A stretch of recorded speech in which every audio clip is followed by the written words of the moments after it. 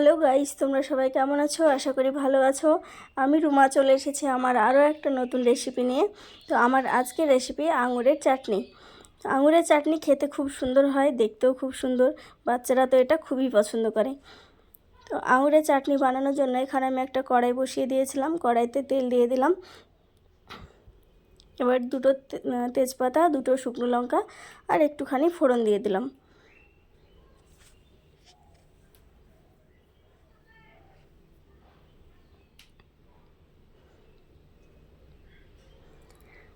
এবার একটু নাড়াচাড়া করে এটা ভেজে নিলাম। এবার আমি আঙুরগুলো দিয়ে দেব। এখানে আমি 200 গ্রামের মতো আঙুর দিয়েছি। তো আঙুরটা দিয়ে দিলাম। এবারে একটুখানি নেড়ে নিলাম।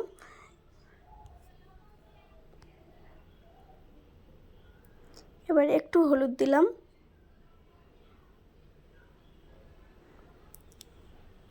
একটুখানি লঙ্কা গুঁড়ো আর একটু লবণ দিলাম। এগুলো দেখো, লঙ্কা গুঁড়োটা দুটো লঙ্কা দিয়েছিলাম বলে খুবই অল্প দিয়েছি। হলুদ গুঁড়োটাও খুবই সামান্য, বেশি দেওয়া যাবে না। এবার একটু নাড়াচাড়া করে নিচ্ছি।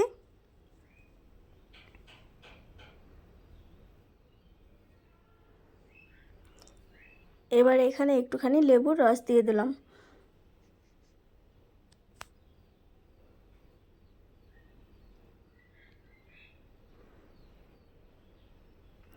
আবারও একটু নাড়াচাড়া করে নিলাম। এবার আমি এখানে কিছুটা খেজুর ছিল, আমি 4-5টা মতো খেজুর কেটে এখানে দিয়ে দিলাম। আর এখানে ঘরে আমার কিছু চেরি রাখা ছিল, তো চেরিও কিছুটা দিয়ে দিলাম। এটা তোমরা চাইলে দিতে পারো, না চাইলে না দিতে পারো। এটা আমার ভালো লাগবে দিলে দেখতে, ওই জন্যে আমি দিয়েছি। তো না চাইলে না দিতে পারো। তারপরে আমি এখানে চিনি দিয়ে দিলাম।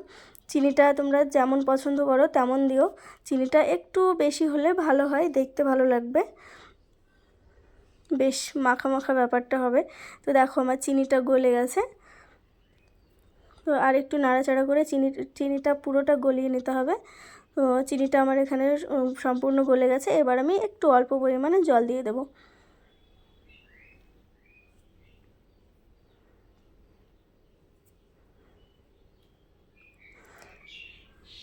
একটু জলটা দেওয়ার কারণে কি হবে, ভেতরটাও খুব ভালো করে সেদ্ধ হয়ে যাবে আর এই চিনির সেরাটা ভেতর পর্যন্ত যাবে, টেস্টটা অনেকটা বেড়ে যাবে।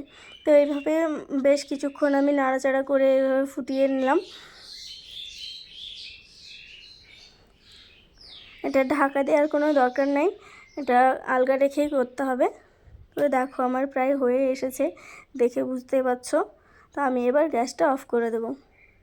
তো আমার চাটনিটা রেডি হয়ে গেছে। এবার আমি একটু তুলে দেখাই। দেখতে পাচ্ছ, দেখতে কত সুন্দর হয়েছে। তো এই চাটনিটা তো আমার খুবই ভালো লাগে, আমার বাচ্চাও খুব পছন্দ করে। তো এইভাবে তোমরা বাড়িতে আঙুরের চাটনি বানিয়ে দেখতে পারো, খুব টেস্টি হয় খেতে।